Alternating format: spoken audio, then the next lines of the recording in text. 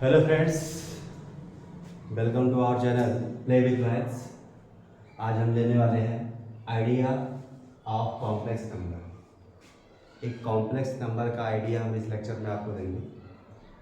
Idea का मतलब आपको फील कराना कि कॉम्प्लेक्स नंबर को आप कैसे रिप्रेजेंट करते हैं, इसकी डेफिनेशन क्या है और किस टाइम इसका हम इस्तेमाल करते हैं। ठीक है, इस्तेमाल करने का मतलब एक कॉम्प्लेक्स नंबर को आप कैसे रिप्रेजेंट करते हो, कौन सी ऐसी सिचुएशन है जहाँ पर इस नंबर्स का हम इस्तेमाल करते हैं।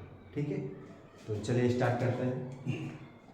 आप लोगों ने ऑलरेडी प्रीवियस क्लासेस में देखा ही होगा, आप लोगों ने ये देखा होगा कि जब हम किसी क्वाड्रेटिक इक्वेशन को सॉल्व करते थे और वहाँ पे मैं देखता था कि डी की जो वैल्यू है जब नेगेटिव हो जाती थी, that is if the discriminant of a quadratic equation is negative, then how can you find the value of it? Okay, तो हम कॉम्प्लेक्स नंबर का इस्तेमाल वहाँ करते हैं जहाँ पर किन्हीं दो नंबर्स वो सम, जैसे यहाँ पे एक रियल हो और दूसरा इमेजिनरी हो। जैसे किसी नंबर को हम a प्लस आई बी के रूप में लिख सकते हैं।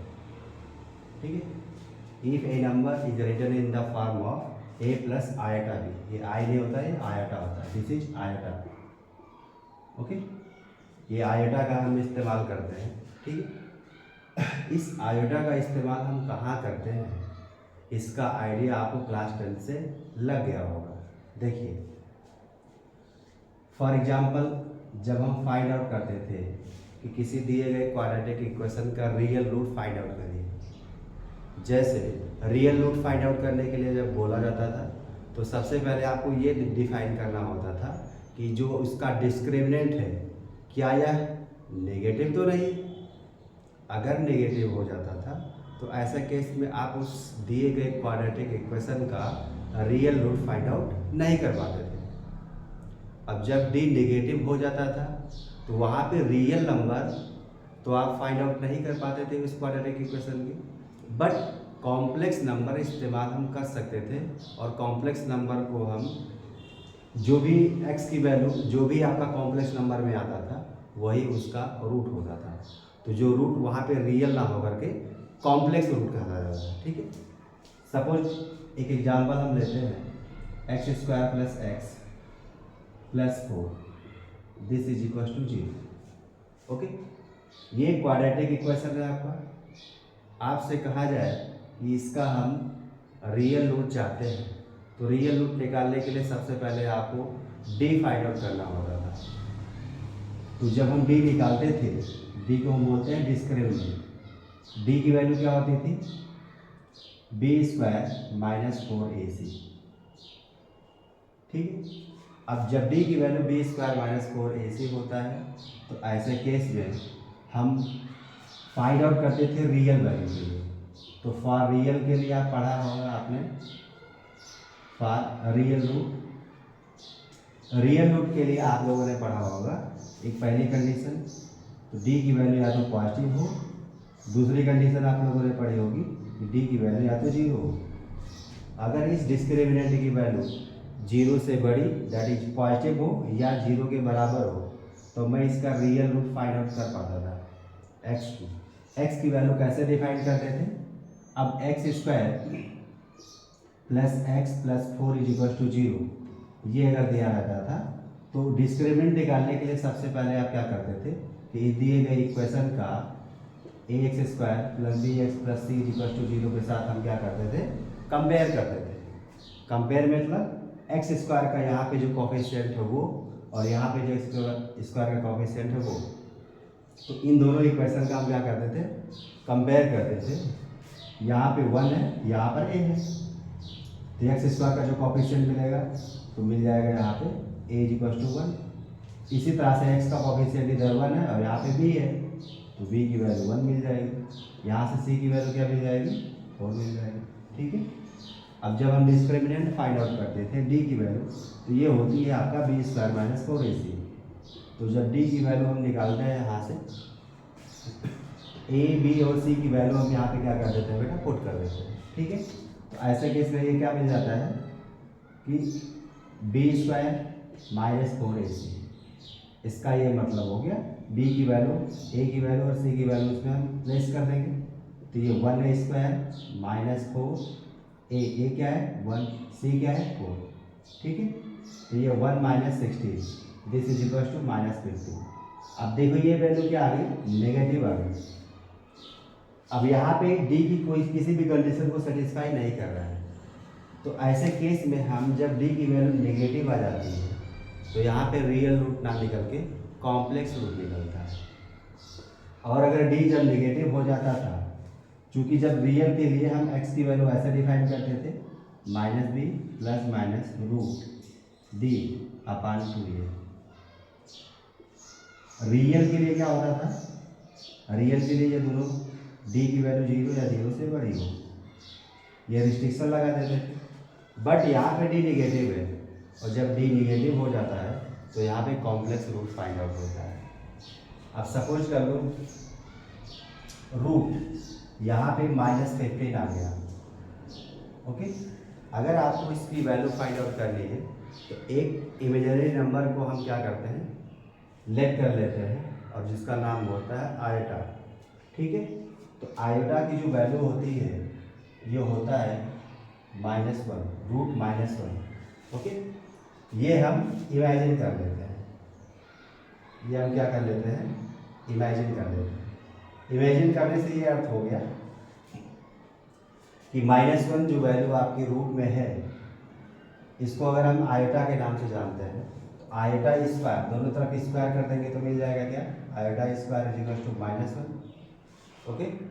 अब -1 के प्लेस पे हम ये आयोटा स्क्वायर क्या कर देते हैं, इसको -1 के जगह पे यहाँ पे जब डी की वैल्यू जब निगेटिव आ जाती है, एक्स की value -b plus minus root D upon 2a, और जब डी निगेटिव आ जाती है ये वाली वैल्यू, तो हम जब x की वैल्यू फाइंड आउट करने की कोशिश करते हैं, a b और d इन सभी की वैल्यू हम इसमें जब प्लेस करेंगे तो ये रिजल्ट आपको क्या दे देगा, x is equal to -b, और b की वैल्यू यहाँ से क्या मिल गई 1, तो ये आपका -1 प्लस माइनस रूट, अब ये क्या जाएगा d की वैल्यू क्या है -15, रूट ये -15 आएगा, डिवाइडेड बाई क्या बनेगा आपका 2a, 2 मल्टीप्लाइड बाई a की वैल्यू यहाँ से क्या मिल जाएगी 1, तो यहाँ से x की वैल्यू -1 प्लस माइनस, अब ये रूट, अब -15 को आप -1 मल्टीप्लाइड बाई 15 लिख सकते हैं डिवाइडेड बाई 2, ठीक है। अब -1 के प्लेस पे हमको क्या रिप्लेस कर देना है, आई स्क्वायर, तो -1 को हम आई स्क्वायर से क्या कर देंगे, रिप्लेस कर देंगे, तो यहाँ क्या बनेगा आई स्क्वायर, रूट में आ जाएगा I square multiplied by 15 upon 2, okay. तो यहाँ से आप देख सकते हैं, यहाँ से आप देख सकते हैं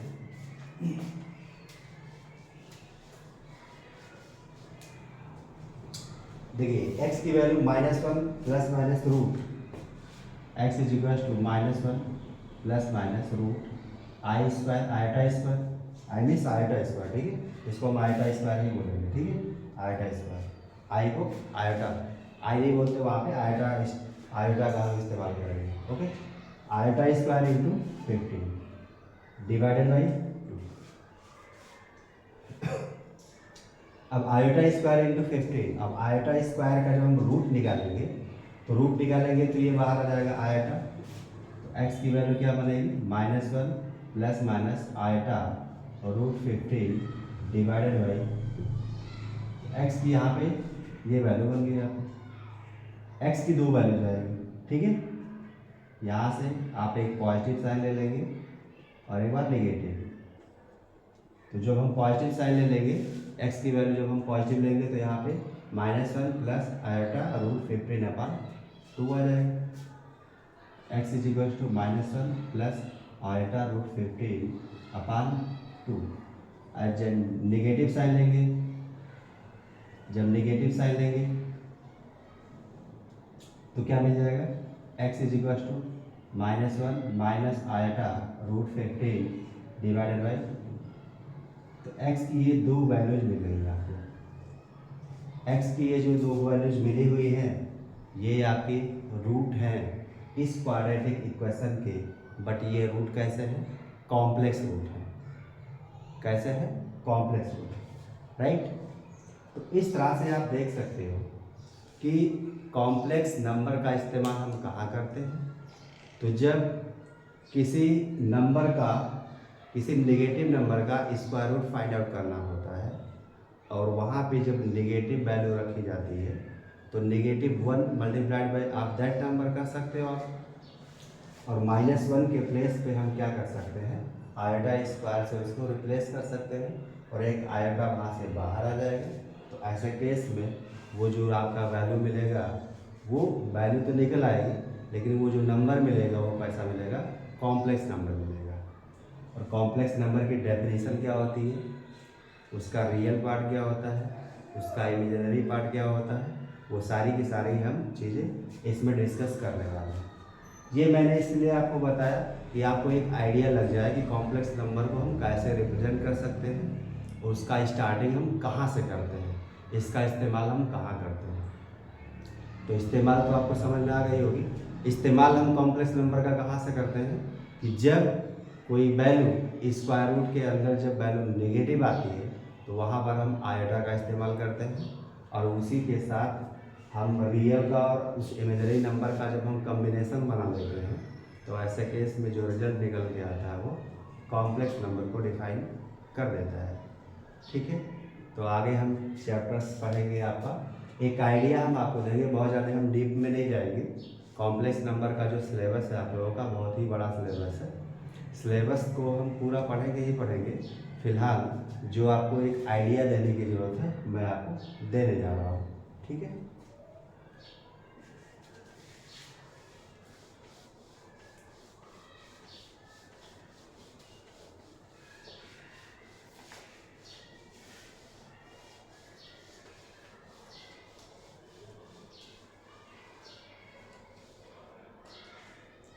तो स्टार्ट करते हैं।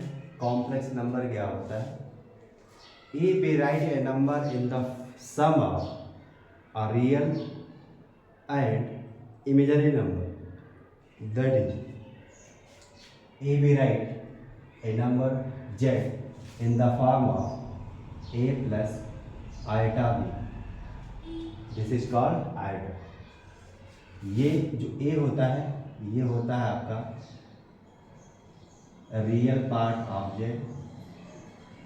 इस z का ये जो होता है वो क्या होता है, रियल पार्ट होता है, और ये वाला जो पार्ट होता है ये पूरा पार्ट ये इमेजिनरी पार्ट होता है।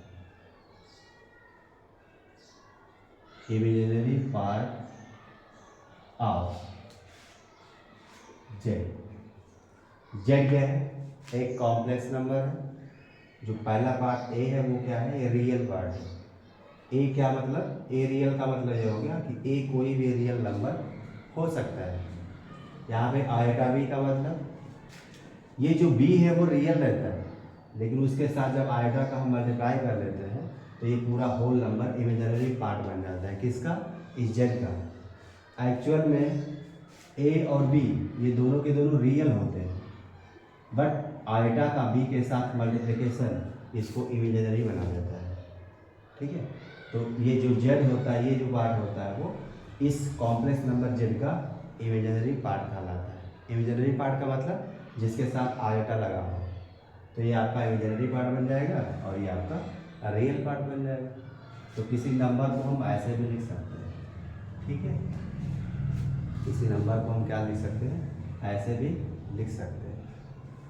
अब इन्हीं दो कॉम्प्लेक्स नंबर को ऐड करना हो, सब्ट्रैक्ट करना हो और मल्टीप्लाई करना हो, डिवाइड करना हो, तो आप बहुत ही आसानी से इसको कर सकते हैं। बहुत ज़्यादा टफ नहीं है, थोड़ा सा ध्यान देने की ज़रूरत है। ठीक है, सपोज हमने कोई एक नंबर ले लिया z1, एक कॉम्प्लेक्स नंबर ले लिया z1 is equal to a1 plus iota b1, और एक दूसरा हमने कॉम्प्लेक्स नंबर ले लिया z2 is equal to a2 plus iota b2। अब इन दोनों का आप सम भी निकाल सकते हो। सब्ट्रैक्शन निकाल सकते हो, एडिशन, सब्ट्रैक्शन, मल्टीप्लिकेशन और डिवीजन। इसको आप कैसे निकालते हो ये मैं देखने की कोशिश करूँगा। पहला, addition of Z1 and Z2, इन दोनों को अगर ऐड करना होगा तो हम कैसे करेंगे? ऐड का मतलब Z1 और Z2 का सम फाइंड आउट करना हो तो हम इस तरह से लिख सकते हैं, क्या? Z1 प्लस Z2, ये क्या लिखेंगे? ये Z1 की वैल्यू है आपके पास A1 प्लस आयटा B1 और यहाँ पे प्लस का साइन लगाएंगे, फिर क्या है A2 plus eta B2। Okay, अब हम क्या करेंगे कि जो रियल पार्ट है उसको एक साथ रखेंगे और इमेजिनरी पार्ट को एक साथ रखेंगे, ठीक है? तो ये आपका बन जाएगा A1 प्लस A2 और प्लस आयटा यहाँ पर भी है और आयटा यहाँ पर भी है। आयटा को हम बाहर करेंगे तो यहाँ से क्या बन जाएगा B1 प्लस B2। और आपसे पूछा जाए कि Z1 प्लस Z2 इस तरह से दिखा हुआ है तो जो रियल पार्ट होगा Z1 प्लस Z2 का A1 प्लस A2 आएगा और जो इमेजिनरी पार्ट होगा वो क्या आएगा B1 plus B2 multiplied by eta. Okay, therefore इसको हम real of Z1 plus Z2 लिख सकते हैं। Okay, real part of Z1 plus Z2 आप क्या लिखोगे A1 प्लस A2। और अगर आपको इमेजिनरी पार्ट लिखना है, इमेजिनरी पार्ट को आप ऐसे लिखते हैं I है, ठीक है? Imaginary part of Z1 plus Z2 is equal to क्या मिल जाएगा ये वाला पार्ट, ठीक है? Iota B1 plus B2। आपको बात समझ में आ रही होगी। तो आयटा B1 प्लस B2 ये कैसा पार्ट है? ये इमेजिनरी पार्ट है और ये कैसा पार्ट है? ये रियल पार्ट है। ओके, इस तरह से जो कॉम्प्लेक्स नंबर का जब सब हम फाइंड आउट करते हैं तो जो रियल वाला पार्ट होता है उसको अलग ऐड कर लेते हैं और जो इमेजिनरी वाला पार्ट होता है उसको हम अलग ऐड कर लेते हैं। बात समझ में आ रही होगी, ठीक है? अब नेक्स्ट है आपका subtraction.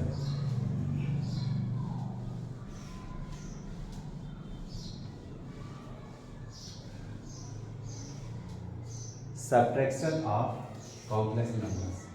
Let Z1 is equals to A1 plus iota B1 and Z2 is equals to A2 plus iota B2। ये दो कॉम्प्लेक्स नंबर दिया गया है आपके पास और आपसे पूछा जा रहा है कि इन दो कॉम्प्लेक्स नंबर का डिफरेंस फाइंड आउट करिए, ठीक है? Subtraction, if you want to find the value of Z1 subtraction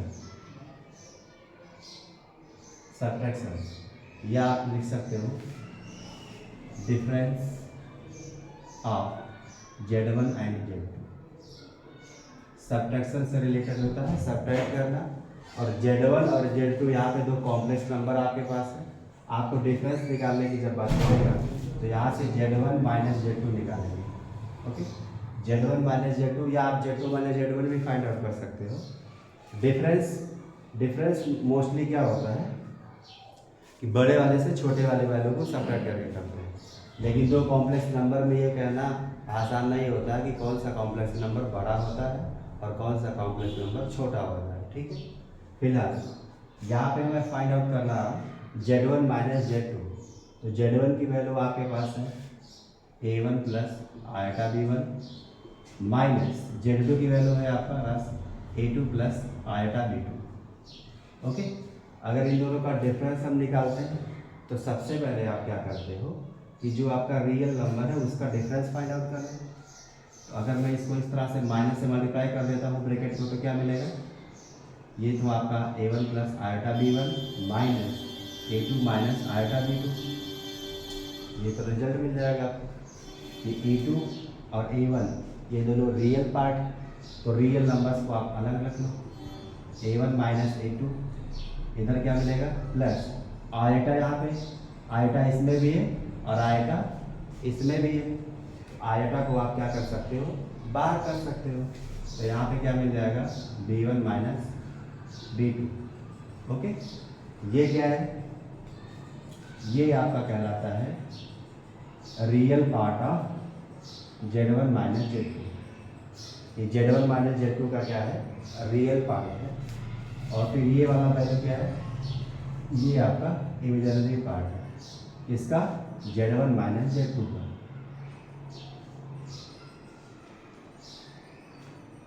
I hope this is clear.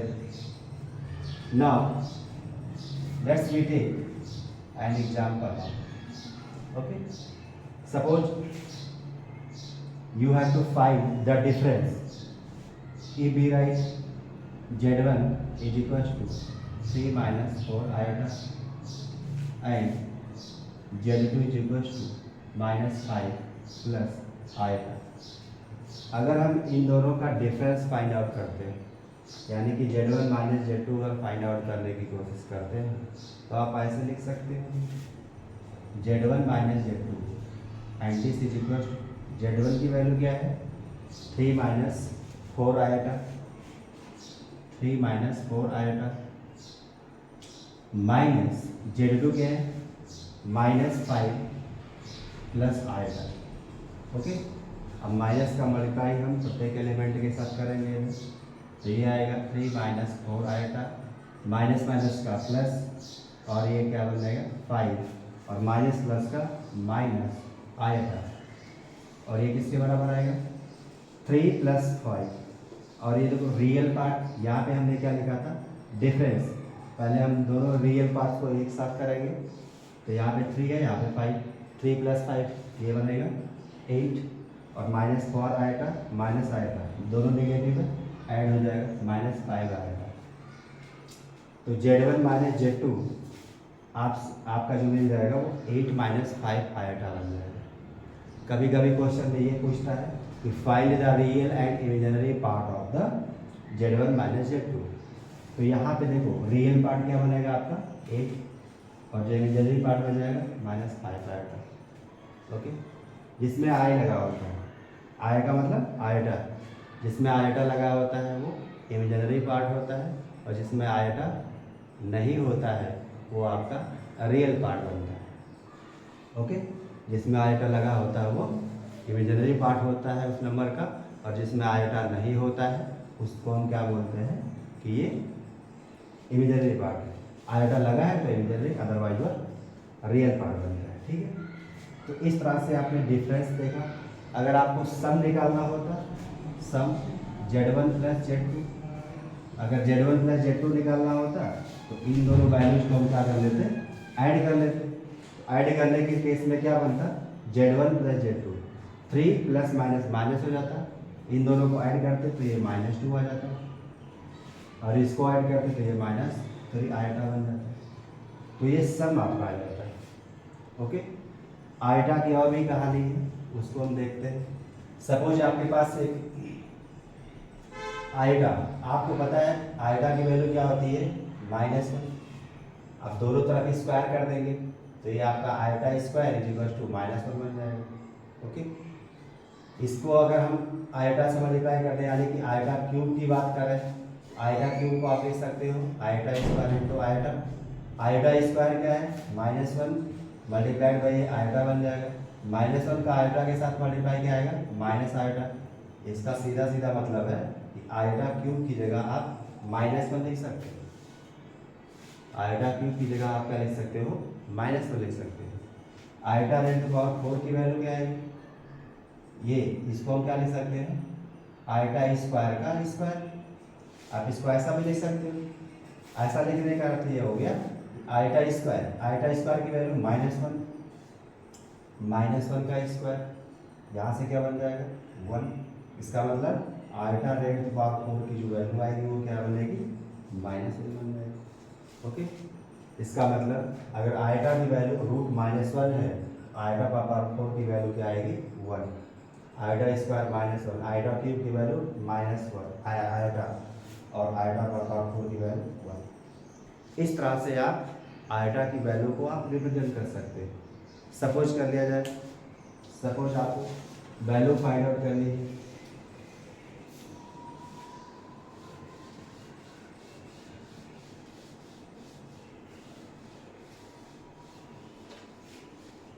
For example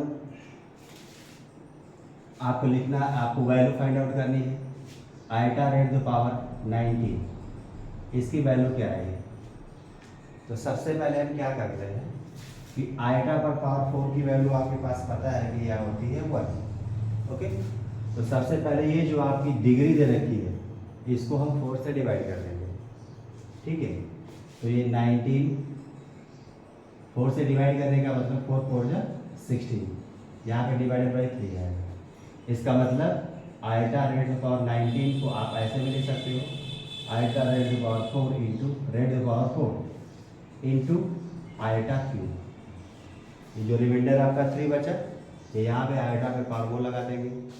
अब यहाँ पे देखिए आइटा पर पावर 4 रेट द पावर 4 4 4 जा 16 और प्लस 3, आइटा पर पावर 19 को आप ऐसे भी लिख सकते हो, या इसको आप ऐसे अगर नहीं समझ में आ रहा है तो आप ऐसे भी लिख सकते हो, iota raised the power 19 is equals to iota पर पावर 16 इंटू आइटा पर पावर 3, क्योंकि जब बेस सेम रहता है तो उसकी डिग्री ऐड हो जाती है, तो आप इसको ऐसे लिख सकते हैं। अब आइटा पावर 16 को आप आइटा रेट द पावर 4 और इसको हम रेट द पावर 4 ऐसा भी लिख सकते हैं इंटू आइटा क्यूब। अब यहाँ से देखिए आइटा पर पावर 4 की वैल्यू क्या होती है 1 रेट द पावर 4 इंटू क्या आएगा आइटा क्यूब। यहाँ से मैंने लिखा था आइटा क्यूब की जो वैल्यू होती है वो क्या होती है -1, तो यहाँ से इसकी वैल्यू तो 1 और इसकी वैल्यू -1 और दोनों का प्रोडक्ट क्या आ जाएगा -1। ओके, इस तरह से कोई भी वैल्यू होती है बड़ी, आप आइटा की वैल्यू अगर रेट द पावर इतना दे रखा है तो आप इजीली फाइंड आउट कर सकते हो। ठीक है, एक और एग्जांपल हम लेते हैं। सपोज आपको आइटा का पावर -23 दे रखा हो और माइनस आइटा का पावर 15 दे रखा हो, इसकी वैल्यू पूछा जा रहा है। तो आपको क्या करना है, आइटा रेट द पावर 23 इसको जब हम नीचे लेकर के आएंगे तो ये आइटा का पावर 23 ये निगेटिव है, फार्मूला अप्लाई करेंगे तो नीचे रखेंगे तो वैल्यू नेगेटिव से पॉजिटिव में कन्वर्ट हो जाएगी। माइनस आइटा का पावर 15, आइटा पावर 15 का मतलब आइटा रेट द पावर 4 और इस पर पावर हम लगा देंगे 4 3 जा 12, 3 इंटू आइटा क्यूब। आप इसको ऐसा भी लिख सकते हैं। ठीक है, अब इसको हम क्या लिख सकते हैं 1 अपान आइटा पर पावर 4 से इसको डिवाइड करो, 4 5 जा 20 और 20 और 3 बच जाएगा, तो 4 raised the power 5 into iota पर पावर 3 माइनस ये वैल्यू 1 और 1 का क्यूब क्या आएगा 1, आइटा क्यूब की वैल्यू -1। अब यहाँ से ये वैल्यू पूरी 1 बन जाएगी, 1 पर पावर 5 करेंगे तो ये आपका 1 आइटा क्यूब की वैल्यू -1 और यहाँ से क्या बनेगा वैल्यू 1 और डिवाइडेड बाई -1, माइनस माइनस का +1, ये वैल्यू -1 + 1 दिस गिव्स 0। तो इसका जो रिजल्ट निकल के आएगा इसकी वैल्यू ये क्या बन जाएगी 0 बन जाएगी। सिंपल है, बहुत ज़्यादा टफ नहीं है। Iota raised the power anything then we have to divide the degree of iota by 4। Okay, और उसको हम रिड्यूस कर लेंगे तो जो आपका दिया गया वैल्यू रहेगा या तो वो आइटा के फॉर्मेट में आएगा या तो फिर रियल वैल्यू दे देगा वो। रियल वैल्यू का मतलब अब देखिए आइटा की value √-1 iota square -1 iota cube, ये आपका minus iota raised the power 4 की वैल्यू 1। अब जो भी वैल्यू आएगी इसी के बीच में आएगी, इसी के बीच में आइटा लिखेगा, या तो यहाँ पे आइटा का डायरेक्टली वैल्यू लिख लेंगे। ठीक है, या तो माइनस आइटा या तो -1 और या तो 1। इसका मतलब -1 आएगा या तो आपका ये -1 आएगा या तो 1 आएगा, या तो आइटा आएगा या तो माइनस आइटा आएगा। इस तरह से ये वैल्यू दे देगा।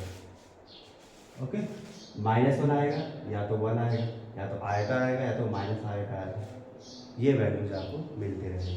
ठीक है, तो आगे चलेंगे। दो चीज़ें आप लोगों ने सीखी। पहला, कॉम्प्लेक्स नंबर का एडिशन हम कैसे करते हैं। तो कॉम्प्लेक्स नंबर के एडिशन में आपने सीखा कि दो कॉम्प्लेक्स नंबर आपके पास दिया गया हो तो उनके रियल पार्ट्स को हम अलग ऐड कर लेते हैं और उसके इमेजिनरी पार्ट को अलग ऐड कर लेते हैं। दूसरे केस में आप लोगों ने पढ़ा कि दो कॉम्प्लेक्स नंबर अगर दे रखा है तो उसका एडिशन आप कैसे फाइंड आउट करते हो। एडिशन निकालने के लिए कैसे बताया मैंने, अगर डिफरेंस फाइंड आउट करना होगा तो उसके रियल पार्ट का हम डिफरेंस फाइंड आउट करते हैं, उसके बाद उसके इमेजिनरी पार्ट का हम डिफरेंस फाइंड आउट कर देते हैं। अब उतना करने के बाद हम डिवीजन को देखते हैं। ओके, डिवीजन कैसे करते हैं। डिवीजन में हम करते हैं कि दो कॉम्प्लेक्स नंबर लेंगे और दोनों कॉम्प्लेक्स नंबर का डिवीजन फाइंड आउट करने की कोशिश करेंगे। डिवीजन को समझने से पहले एक होता है कॉन्जुगेट ऑफ कॉम्प्लेक्स नंबर, थोड़ा सा उसके बारे में देख लें।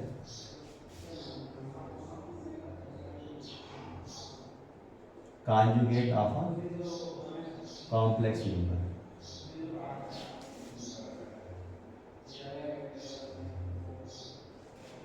किसी नंबर का कॉम्प्लेक्स नंबर क्या होता है। ठीक है, अगर हम लिख लें जेड की value a plus iota B, then conjugate of Z को हम ऐसा डिफाइन करते हैं a minus iota B. Conjugate of Z, conjugate of Z को हम कैसे डिफाइन करते हैं a माइनस आइटा बी, और कॉन्जुगेट ऑफ जो जेड होता है इसको हम जेड बार में लिखते हैं। जेड बार की वैल्यू जो होती है a minus iota B. Simple सी चीज, कोई भी कॉम्प्लेक्स नंबर आपका लिखा हुआ है, अगर उसका आप कॉन्जुगेट लेना चाहते हो तो जो इमेजिनरी पार्ट होता है उसका अपोजिट साइन ले लिया जाता है। किसी भी कॉम्प्लेक्स नंबर का अगर हम कॉन्जुगेट लिखते हैं तो क्या करते हैं कि उस दिए गए नंबर में जो इमेजिनरी पार्ट होता है उसका जो साइन है इसका अपोजिट साइन ले लिया जाता है। यहाँ पे अगर पॉजिटिव है तो यहाँ पे हम नेगेटिव ले लेंगे, यहाँ पे अगर नेगेटिव होता है तो यहाँ पर हम पॉजिटिव ले लेते हैं। अगर ये जेड है तो इसका कॉन्जुगेट जो होता है उसको हम जेड बार से डिफाइन करते हैं। बात पकड़ में आ गई होगी। सपोज करो for example Z is equal to, यहाँ पर मैं लिखा होगा 3 माइनस 4 आयोटा। ओके, 3 माइनस क्या होता है 4 आयोटा। तो हम लिख सकते हैं क्या कि conjugate of Z, conjugate of Z, Z का जो कॉन्जुगेट होगा वो जेड बार होगा, और जो जेड बार की वैल्यू होगी वो क्या होगी, जो आयटा यानी कि जो इमेजिनरी पार्ट होता है उसका हम अपोजिट साइन ले लेते हैं। अब 4 आयोटा यहाँ पे लिखा हुआ है, इसका साइन कैसा है नेगेटिव, तो जो जेड बार आएगा ये 3 प्लस 4 आयोटा आ जाएगा। ओके, तो इस तरह से हम इसका कॉन्जुगेट फाइंड आउट करते हैं। अगर यहाँ पे पॉजिटिव होता तो यहाँ पर मैं नेगेटिव ले लिया होता, यानी कि दोनों के साइन अपोजिट रहेंगे। Real part as it is रहेगा, रियल पार्ट में कोई भी चेंजिंग नहीं आएगी। जो चेंज होगा कॉन्जुगेट में वो इमेजिनरी पार्ट में ही होता है। तो इमेजिनरी पार्ट आप इस तरह से डिफाइन कर सकते हैं। ठीक, कॉन्जुगेट बन गया। कॉन्जुगेट के साथ साथ एक और चीज होती है inverse, inverse of a complex number.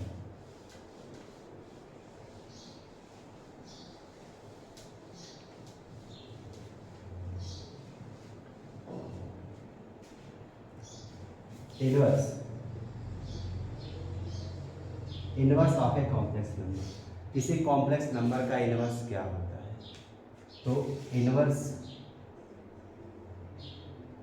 Of Z, suppose कर लो let Z is equal to A plus iota B. एक हमने कॉम्प्लेक्स नंबर ले लिया, तो कॉम्प्लेक्स नंबर अगर हम Z is equal to A plus iota B के फॉर्मेट में लिखा हुआ है तो इसका इनवर्स ऑफ जेड जो होता है उसको हम ऐसे डिफाइन करते हैं जेड इनवर्स, या इसी को हम ऐसे लिखते हैं 1/जेड।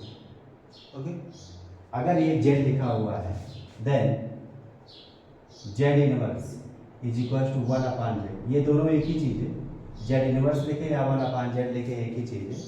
तो ये जो वैल्यू होगी वो क्या बनेगी आपकी 1/a plus iota B, a plus iota B. अगर आपको इसको रियल और इमेजिनरी पार्ट इसका अलग अलग करना है, इनवर्स कॉम्प्लेक्स नंबर का जो इनवर्स है आपका जेड इनवर्स, इसका रियल और इमेजिनरी अगर अलग अलग करना है तो सबसे पहले इसको रियल बनाना पड़ेगा। इसका जो डिनोमिनेटर है वो क्या बनाना पड़ेगा रियल। ये इसका इनवर्स तभी एग्जिस्ट करेगा जब ये जो जेड है ना, ये जेड ये जीरो नहीं आना चाहिए, ये जेड की वैल्यू जीरो नहीं आनी चाहिए, क्योंकि अगर ये जेड जीरो हो जाएगा तो 1/0 इज अनडिफाइंड, तो ये अनडिफाइंड हो जाएगा। तो इसका इनवर्स आप तभी लिख सकते हो जब जेड की वैल्यू जीरो के बराबर नहीं है। तो अगर आपको इसका रियल और इमेजिनरी पार्ट लिखना है तो सबसे पहले आपको क्या करना पड़ेगा कि ये जो डिनोमिनेटर दिया गया है इसको हम रियल में कन्वर्ट करने के लिए इसी के कॉन्जुगेट से इसके ऊपर और नीचे मल्टीप्लाई कर देंगे। ऊपर नीचे का मतलब इसके न्यूमरेटर और डिनोमिनेटर में हम इसके कॉन्जुगेट से क्या कर देंगे मल्टीप्लाई।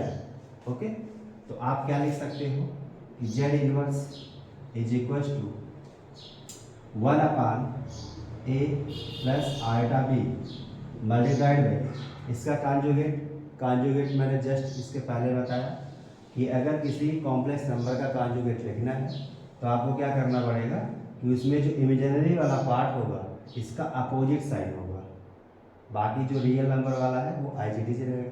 तो इसका कॉन्जुगेट क्या बनेगा a minus iota B divided by a minus iota B.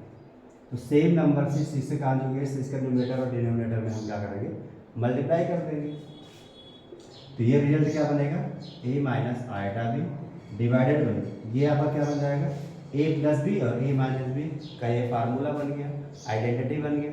तो यहाँ पे आप क्या लिख सकते हो a स्क्वायर माइनस यहाँ पे क्या आएगा आयटा बी का होल स्क्वायर, ये बन जाएगा।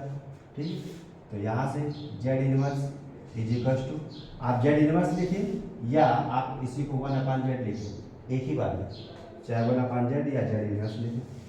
तो यहाँ से क्या होगा a minus iota B upon ये तो आपका a स्क्वायर और यहाँ से माइनस क्या होगा minus iota square B square and this is equal to a minus iota B, यहाँ से a स्क्वायर।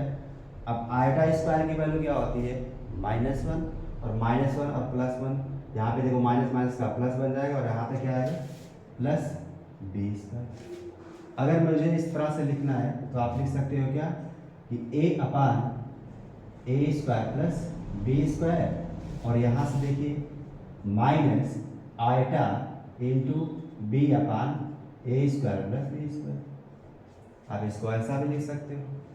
ठीक है, तो इसमें देखिए आयटा है क्या नहीं है, तो ये क्या बन गया रियल पार्ट बन गया किसका इस जेड इनवर्स का, या 1/z का रियल पार्ट क्या होगा a/a square plus B square minus iota into B upon A square plus B square. Okay, तो हम यहाँ पे लिख सकते हैं रियल पार्ट ऑफ 1/z, या इसी को आप लिख सकते हो real part of Z inverse is equal to a/a square plus B square and imaginary part of 1/z is equal to क्या बन जाएगा b/a स्क्वायर प्लस। ठीक है, ये आपका इमेजिनरी पार्ट हो गया और ये आपका क्या बन गया रियल पार्ट बन गया। ओके, तो इस तरह से आप रियल पार्ट और इमेजिनरी पार्ट किसी भी कॉम्प्लेक्स नंबर का इस तरह से डिफाइन कर सकते हैं। ओके, अब हम लेने वाले हैं division of two complex number. Okay, चलिए देखते हैं division of two complex number क्या होता है। डिवीजन ऑफ कॉम्प्लेक्स नंबर को पढ़ने से पहले एक एग्जाम्पल इसी के बेस पे ले लेते हैं।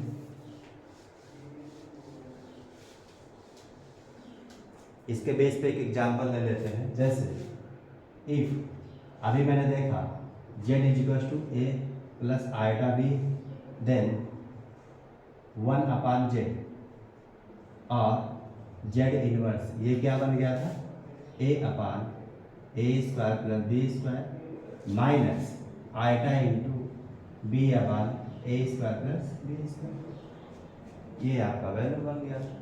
अगर आपसे पूछा जाए for example A B right 3 minus 5 आएगा, इस तरह से दिया गया वैल्यू है, कोई जेड सपोज कर लो दिया गया है इस तरह से, और आपसे पूछा जाए कि इसका रियल पार्ट क्या होगा और इसका इमेजिनरी पार्ट क्या होगा, तो हम क्या करेंगे कि इस वाले को हम ए प्लस आइटा बी के साथ इसका हम क्या करेंगे, कंपेयर करेंगे। चलो ठीक है, यहाँ पे अगर पॉजिटिव है, यहाँ पे आप पॉजिटिव भी ले सकते हो, नेगेटिव भी ले सकते हो, कुछ भी ले सकते हो, बट जो फंडा है आपको इस तरह से डिफाइन ही कर देनी है। ठीक है, चलो एक पॉजिटिव वाला लेंगे, फिर नेगेटिव का भी हम ले सकते हैं। सपोज ये पॉजिटिव है तो यहाँ पे भी पॉजिटिव ले लिया। अगर इसके साथ इसका कंपेयर करेंगे तो यहाँ से ए की वैल्यू आपको 3 मिल जाएगी और बी की वैल्यू 5 मिल जाएगी। ओके, तो ये है compare these two, so we have to find that A is equal to 3 and B is equal to 5। A और बी की वैल्यू अगर आपके पास है तो उसका रियल पार्ट ये होगा, इमेजिनरी पार्ट ये होगा। देयरफॉर आप लिख सकते हो क्या, real part of 1 upon Z is equal to 1 upon Z का रियल पार्ट क्या होगा, ये होगा आपका A upon A square plus B square, और ए की वैल्यू क्या है यहाँ पे 3, तो 3 अपान में क्या बनेगा 3 स्क्वायर प्लस 5 स्क्वायर, तो 3 स्क्वायर प्लस 5 स्क्वायर, इस तरह से ये बन गया। अब यहाँ से क्या मिलेगा आपको 3 अपान 3 स्क्वायर 9 और प्लस 25, तो ये बन गया 3 अपान 34। तो ये वाला पार्ट उसका रियल पार्ट होगा। इसी तरह से इमेजिनरी पार्ट जब हम फाइंड आउट करने की कोशिश करेंगे, इमेजिनरी पार्ट क्या होगा, आइटा इंटू बी अपान, ये आपका B upon A square plus B square. Okay, तो यहाँ से क्या बन जाएगा आपको आइटा इंटू, अब देखिए आइटा की जो वैल्यू है यहाँ पे अगर नेगेटिव है तो यहाँ पे नेगेटिव भी साथ में ले लेंगे। ठीक है, जो नेगेटिव है ना यहाँ पे नेगेटिव वाली वैल्यू भी साथ में ले लेंगे। ठीक है, तो minus iota B upon A square plus B square, और यहाँ से क्या बन जाएगा आपका बी 3, यहाँ से बी है तो बी का मतलब 5 अपान में क्या बन जाएगा 34, यहाँ पे नेगेटिव है माइनस 5 आइटा अपान 34। ठीक है, तो इस तरह से आप वैल्यू को फाइंड आउट कर सकते हो। यहाँ पे देखिए अगर यहाँ पे नेगेटिव होता तो यहाँ वैल्यू पॉजिटिव बन जाती है। ओके, क्योंकि इसके पॉजिटिव आने से क्या करते हैं हम, इसके कॉन्जुगेट, इसका कॉन्जुगेट क्या आएगा, ए अगर यहाँ पे प्लस है तो इसका कॉन्जुगेट नेगेटिव आएगा, और यहाँ पे अगर ए माइनस आइटा भी होता तो यहाँ पे देखो यहाँ पर इसका हम क्या करते कि इसका जो कॉन्जुगेट होता, यानी कि जो 1 अपान जेड निकालने की कोशिश करते और जो जेड है वो वैल्यू ये आ जाती, तो इसका कॉन्जुगेट क्या होता ए प्लस आइटा बी, तो आइटा बी के साथ इसका हम ऊपर से मल्टीप्लाई कर देते तो यहाँ पे वैल्यू पॉजिटिव बन जाती। बस इतना ही करना रहता है। ओके, तो ये जो वैल्यू नेगेटिव है ये पॉजिटिव हो जाती है। क्यों, क्योंकि ये नेगेटिव है और इसका कॉन्जुगेट क्या आ जाएगा पॉजिटिव, पॉजिटिव है तो यहाँ पे पॉजिटिव बन जाता है, क्योंकि यहाँ पे पॉजिटिव है तो ये नेगेटिव बन जाएगा। ठीक है, तो ये अपोजिट साइन में ही आता है, क्योंकि इसके अपोजिट से हम इसके न्यूमरेटर और डिनोमिनेटर को क्या करते हैं मल्टीप्लाई कर लेते हैं। ठीक है, चलिए अब डिवीजन हम देखते हैं।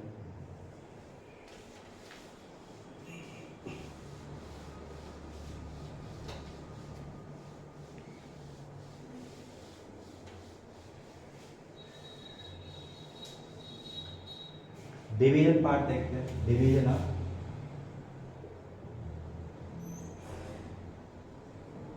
टू कॉम्प्लेक्स नंबर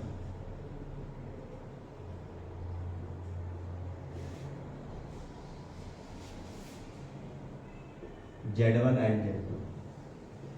Z1 और Z2 दो कॉम्प्लेक्स नंबर आपके पास हो तो आप इसका डिवीजन कैसे फाइंड आउट करोगे, ये देखिए।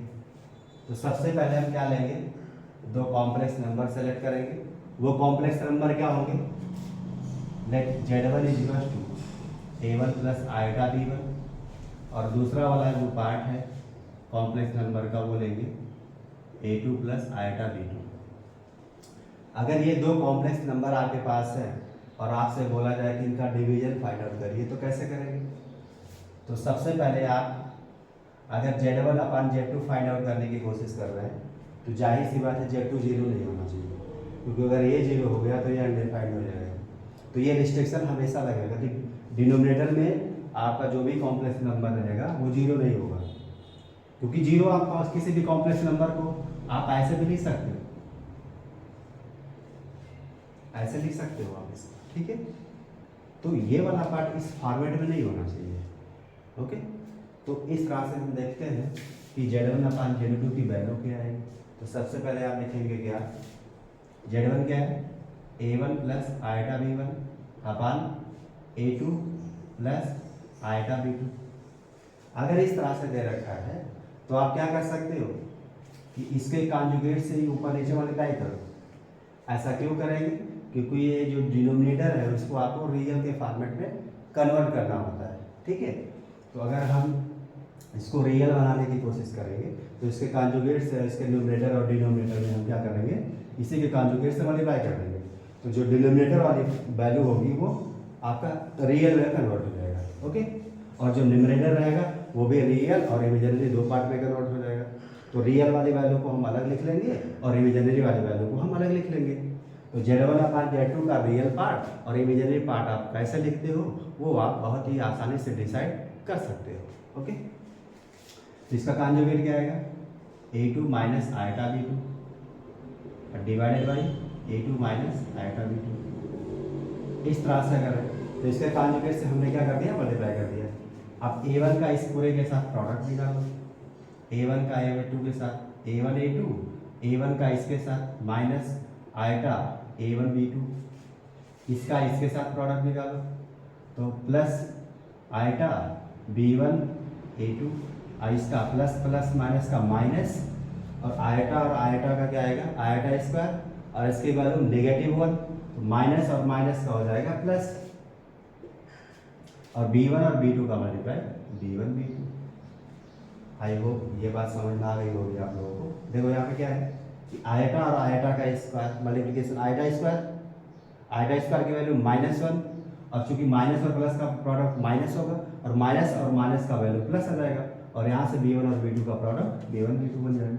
और ये देखिए आपका नीचे क्या बनेगा, A2 प्लस आयटा B2 और A2 minus iota B2, A plus B और A माइनस B के फॉर्मेट में आ गया। आइडेंटिटी लगा देंगे, A square minus B square मिल जाएगा, क्योंकि आपको पता है A प्लस B और A minus B A square minus B square होता है। तो यहाँ से आप इसको लिख सकते हो क्या कि A2 स्क्वायर और यहाँ से क्या बनेगा माइनस आयटा स्क्वायर और आयटा स्क्वायर की वैल्यू क्या आएगी -1 और माइनस का फिर यहाँ पे भी प्लस बन जाएगा और B1 और B2 बन जाएगा, ओके। यहाँ पे B2 है तो ये B2 स्क्वायर बन जाएगा आपका, ठीक है। ऐसे लिख सकते हो या ऐसे, ठीक है। अब यहाँ पे हम क्या करेंगे, रियल पार्ट, ये देखो आपका रियल है ये रियल है, इन दोनों को अलग कर लो, A1 A2 और प्लस B1 B2 ये बन गया आपका, ओके। और यहाँ से देखिए क्या बनेगा इन दोनों का, और ये देखो आपका प्लस, अगर यहाँ पे हम आयटा को बाहर निकाल लें तो A2 B1 और माइनस क्या बनेगा A1 B2 डिवाइडेड बाई क्या आएगा A2 स्क्वायर प्लस यहाँ पे क्या था B2 था, यहाँ पे B2 था ये B2 स्क्वायर बनेगा, ठीक है। अब ये देखिए अब रियल पार्ट को अगर आपको अलग करना होगा तो ये वाला पार्ट डिवाइडेड बाई ये वाला पार्ट प्लस आयटा इंटू ये वाला पार्ट डिवाइडेड बाई ये वाला पार्ट। तो आप ऐसे लिख सकते हो इसको क्या कि A1 A2 plus B1 B2 divided by क्या आएगा A2 square plus B2 square, ये आपका रियल पार्ट हो गया। और यहाँ से plus eta into A2 B1 minus A1 B2 और डिवाइडेड बाई क्या आएगा A2 square plus B2 square, ये आपका रियल पार्ट हो गया। अगर यहाँ पे आप माइनस को बाहर निकालते तो ये आपका A1 B2 minus A2 B1 आ जाता, यहाँ पे वैल्यू निगेटिव भी आ जाती, divided by A2 square plus B2 square. तो ये वाला आपका रियल पार्ट हो गया इसका Z1/Z2 का। This is real part of Z1/Z2 and this is imaginary part of Z1/Z2। बहुत ही आसानी से सिंपली आप इसको सॉल्व कर सकते हो, बहुत ही आसानी से, ओके। अब हम डिवीजन हो गया आपका, अब हम मल्टीप्लिकेशन की बात करते हैं। मल्टीप्लिकेशन को पहले ले सकते थे बट कोई नहीं, अगर आपने डिवीजन पहले लिया है तो मल्टीप्लिकेशन अभी ले लेंगे, ठीक है। अगर आपको क्या करना होगा कि एक एग्जाम्पल हम लेंगे और आपसे बोला जाएगा लेट Z1 की वैल्यू अगर मैं 3 - 2 आयोटा ले लेता हूँ और Z2 की वैल्यू 4 + 2 3 आयोटा ले लिया, इस तरह से ले लिया और आपसे कह दिया कि Z1/Z2 निकालो। तो जब Z1/Z2 निकालोगे और तो हम क्या करेंगे, इसका A1 प्लस आयोटा B1 इसको लिख लेंगे और इसको आप क्या लिख लोगे A2 प्लस आयोटा B2। इसके साथ आप किसी को भी Z1 Z2 से ले सकते हो, कोई दिक्कत नहीं है। बट अगर Z1 लिया है तो यहाँ से A1 B1 लेना पड़ेगा, इधर 2 लिया है तो A2 B2 लेना पड़ेगा। अब इस तरह से इसको कंपेयर करके आप A1 A2 B1 B2 की वैल्यू यहाँ से वैल्यू फाइंड आउट करके यहाँ से A1 की वैल्यू 3 बन जाएगी और B1 की वैल्यू -2, A2 की वैल्यू 4 और B2 की वैल्यू 3 बन जाएगी। ये A1 A2 B1 B2 की वैल्यू निकाल करके यहाँ पे आप प्लेस कर दोगे और कैलकुलेट कर लोगे तो आपको ये आइडिया लग जाएगा कि Z1/Z2 इसका जो रियल पार्ट है वो ये बनेगा और जो इमेजिनरी पार्ट है वो ये बन जाएगा। आप बहुत ही आसानी से इसको सॉल्व कर सकते हो, ऐसा कुछ नहीं है, बहुत ज़्यादा टफ नहीं है। तो इस तरह से आप देख सकते हो कि 2 कॉम्प्लेक्स नंबर दिया गया है आपके पास, तो उसका आप डिवीजन फाइंड आउट कर रहे हो तो डिवीजन निकालने के साथ साथ उसका जो रियल पार्ट है वो क्या बनेगा और उसका जो कॉम्प्लेक्स पार्ट है वो क्या बनेगा। आप यहाँ से देख करके इस क्वेश्चन को सॉल्व करके कमेंट बॉक्स में मेरे को बताइएगा कि इसका रियल पार्ट क्या होगा और इसका इमेजिनरी पार्ट क्या होगा। ओके, चलिए अब हम नेक्स्ट लेंगे multiplication of 2 complex numbers.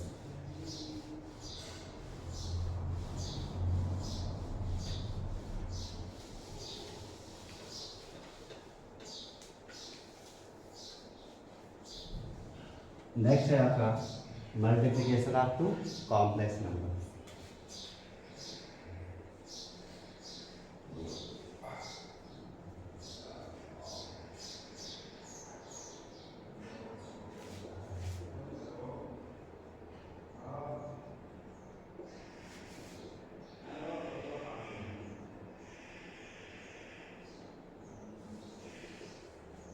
Multiplication of 2 complex number, 2 complex number का आप मल्टीप्लिकेशन कैसे फाइंड आउट करते हो, ठीक है। Let Z1 = A1 plus iota B1 and Z2 = A2 plus iota B2। ये 2 कॉम्प्लेक्स नंबर आपके पास है और आपसे पूछा जाए कि इन दोनों कॉम्प्लेक्स नंबर का प्रोडक्ट क्या होगा, मल्टीप्लिकेशन क्या होगा, तो आप क्या बताओगे। देन आप क्या ले सकते हो, Z1 × Z2 कैसे बनेगा, ये Z1 × Z2 को आप क्या लिख सकते हो, A1 plus iota B1 into A2 plus iota B2। इस तरह से 2 कॉम्प्लेक्स नंबर का आप प्रोडक्ट निकाल रहे होते हैं। प्रोडक्ट में आप क्या करोगे आप कि इस A1 का इस पूरे के साथ प्रोडक्ट, तो आप लिखोगे क्या, A1 × A2 plus iota B2 plus इसका इस पूरे के साथ प्रोडक्ट आयोटा B1 और A2 plus iota B2।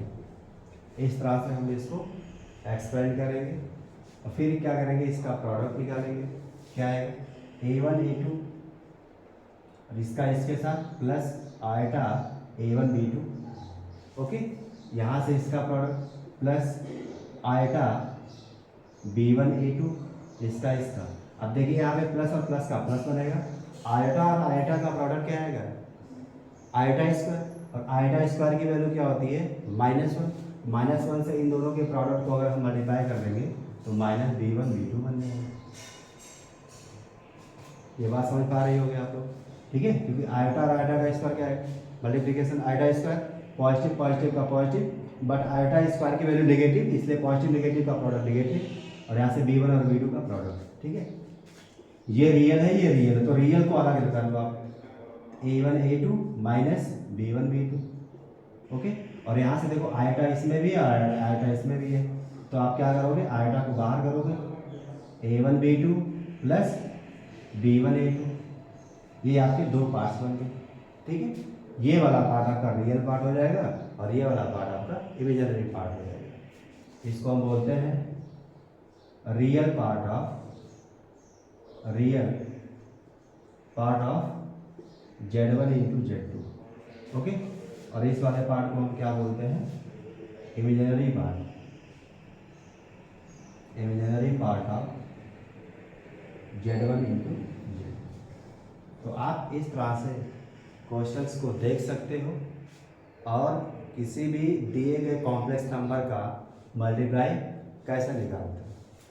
Okay, एक एग्जांपल इस पर हम देखते हैं, देखते हैं। सपोज कर लो आपके पास let Z1 is equal to 3 minus 2 iota है और Z2 की वैल्यू -4 प्लस आयोटा है, इस तरह से। अब अगर हम इसको A1 प्लस आयोटा B1 लिख लें इसको, और इसको क्या कर लें A2 प्लस आयोटा B2 लिख लें, तो हम क्या करेंगे, यहाँ से कंपेयर कर लेंगे। तो यहाँ से जब हम कंपेयर करेंगे तो A1 की वैल्यू आपके पास 3 और यहाँ से क्या मिल जाएगी B1 की वैल्यू आपके पास क्या मिल जाएगी, B1 की वैल्यू यहाँ से -2। यहाँ से फिर क्या मिलेगा, A2 की वैल्यू -4 और B2 की वैल्यू क्या आ जाएगी 1। ओके, इसका इसके साथ और इसका इसके साथ compare, A1 A2 B1 B2 की वैल्यू आपके पास आ गई। अब आपको क्या करना है कि real part of Z1 and Z2 find out करना है, इन दोनों का प्रोडक्ट। तो यहाँ से आप लिख सकते हो real part of Z1 Z2, और आपको पता है कि real part of Z1 Z2 क्या होता है, ये होता है, ये क्या लिखा हुआ है A1 A2 minus B1 B2। तो यहाँ से हम A1 A2 और B1 B2 की वैल्यू प्लेस कर देंगे। तो इन दोनों जो कॉम्प्लेक्स नंबर दे रखा है 3 माइनस 2 आयोटा -4 प्लस आयोटा, इसका रियल पार्ट भी मिल जाएगा और इसी तरह से इसका इमेजिनरी भी पार्ट मिल जाएगा।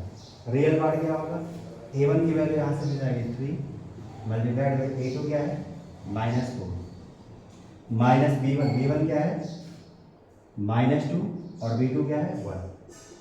प्रोडक्ट निकालो इसका -12 माइनस का प्लस 2 1 जा 2, ये क्या बनेगा -10। तो रियल पार्ट Z1 और Z2 क्या बन गया आपका -10। इसी तरह से इमेजिनरी पार्ट जब निकालोगे तो ये क्या बन जाएगा, इमेजिनरी पार्ट की बात अगर करेंगे हम, imaginary part of Z1 Z2 इसकी बात मैं करूँगा तो ये क्या बनेगा आयोटा A1 B2, A1 की वैल्यू 3 है और B2 की वैल्यू 1 है, तो 3 मल्टीप्लाइड बाई 1। ओके, और यहाँ से फिर क्या बनेगा प्लस B1 A2, B1 की वैल्यू यहाँ से क्या बनेगी -2 और A2 की वैल्यू -4, तो -2 मल्टीप्लाइड बाई -4। ठीक है, ये आपका क्या बनेगा आयोटा इंटू ये 3 और माइनस का प्लस 4 2 जा 8, ये आपका बन जाएगा 11 आयोटा।